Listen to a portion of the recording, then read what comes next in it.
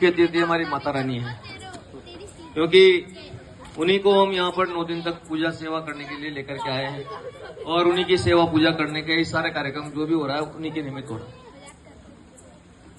तो जो नवरात्र के जो पर्व हैं, हमारे पूर्वजों ने काफी सोच समझ करके ये सारी रचना बनाई है धरती पर, त्योहारों की, परंपराओं की।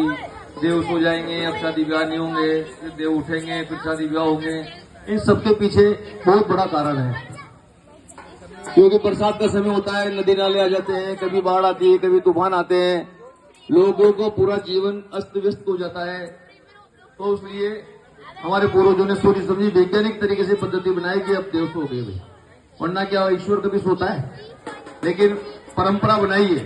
इसका अर्थ ये है कि ये जो 4 महीने संतों का जो भी ये 4 महीने का होता है, चतुर्मास करते हैं, एक स्थान पर कहीं पे आ जाते हैं, वहां पर 4 महीने तक उनका 3 महीने तक प्रवचन धर्म की जो एक धारा प्रवाह वो करते हैं। उसका मतलब ये होता है कि जहां पर भी वो आने जाने में सब जगह कहीं नदी आ रही है, कहीं पांच वो आ रहा है, रास्ता डिस्टर्बेंस हो जाते हैं। तो ऐसी परंपरा बन गई कि भाई ये संतों का चतुर्मास का कार्यक्रम है। एक मंदिर में ठहरते हैं, कहीं एक स्थान पर ठहरते हैं, वहाँ रोज कथा प्रवचन होते हैं, भागवत होती है और उसके माध्यम से लोगों के अंदर एक धार्मिक भावना, जन जागरण होता है। तो ये सबके पीछे बहुत से वैज्ञानिक कारण है। इसी तरह नवरात्र के जो हमारे पर्व बनाए, एक सर्दी में आते हैं, एक गर्मी के टाइम पे आते हैं।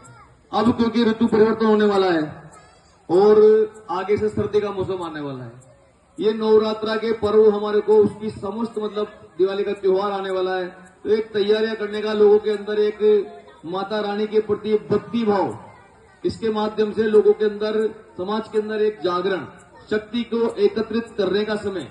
नवरात्र का मतलब होता है हम 9 दिन तक, बहुत से लोग निराहार रहते हैं, लेकिन भगवान कभी ये नहीं कहता कि भाई भूखे मर करके मेरी भक्ति करो। जिसकी जैसी श्रद्धा होती है, जिसका शरीर जैसी अनुमति देता है और जिसको जैसी आस्था होती है, उसके अनुसार लोग अपना अपना काम करते हैं, अपने अपने व्रत त्योहार करते हैं।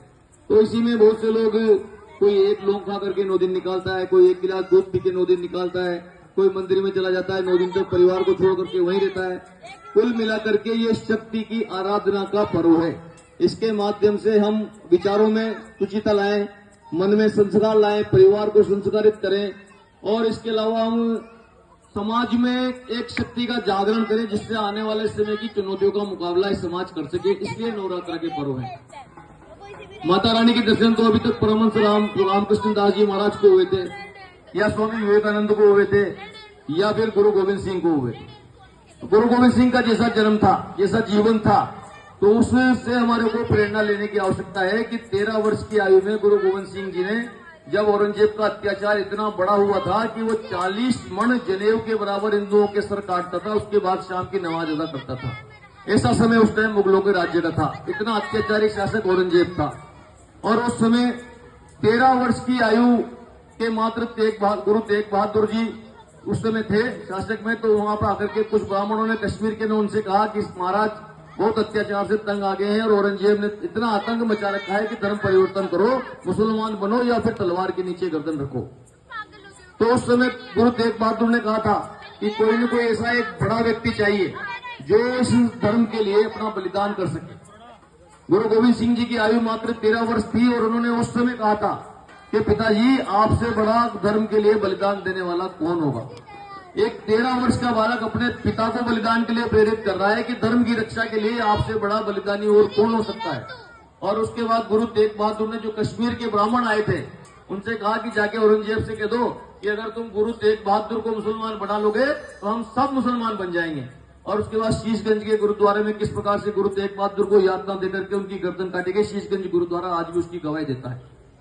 उन्हीं गुरु गोविंद सिंह जी ने धर्म की स्थापना के लिए, धर्म की रक्षा के लिए अपने 4 पुत्रों को कुर्बान किया। 2 बेटे उनके जिंदे दीवार में चुने गए, 2 युद्ध में लड़ते हुए मारे गए। ऐसा परम पराक्रमी आदमी, उसने ये कहा था, वरदेव शिवा अब मोह है, शुभ कर्मन थे कबहू न डरूं वरिसू जब जाए लड़ूं, निश्चय कर अपनी जीत करूं। वो गुरु गोविंद सिंह जी थे जिन्होंने कहा कि अच्छे काम करते हुए मुझे कभी भय नहीं हो, चाहे सामने कितना भी बड़ा शत्रु हो। और जब शत्रु से जाकर के मैं अच्छे कामों के लिए, धर्म के लिए लड़ाई करूं, तो निश्चय करके इतना वरदान दे कि मुझे जीत प्राप्त हो। इसी बात को मैं आप लोगों से कहता हूं कि अपने बच्चों को, अपने संतानों को इस प्रकार के संस्कार दें कि जिस प्रकार का माहौल इस समय देश में चल रहा है, तो धर्म की रक्षा सबसे बड़ी आवश्यकता है। हम धर्म की रक्षा करेंगे तो धर्म आने वाले समय में हमारी रक्षा करेगा। जो धर्म की रक्षा करता है, धर्म उसकी रक्षा करता है। धर्म नहीं बचेगा तो धरती नहीं बचेगी, कोई नहीं बचेगा। इसलिए हम सब अपने परिवारों में, लोगों में, परिवारों में समझाएं माता क्या है, भगवान गणेश जी क्या है, राम जी की कथा क्या है, महाभारत की कथा क्या है, कृष्ण ने अवतार कब लिया, दशा अवतार कौन है, हमारे संस्कार, हमारे त्योहार क्यों मनाए जाते हैं, हमारे व्रत क्यों मनाए जाते हैं, हमारी तिथियां क्या है, हमारे वार क्या है। जो नई आने वाली जनरेशन है इन सब चीजों को भूलती जा रही है।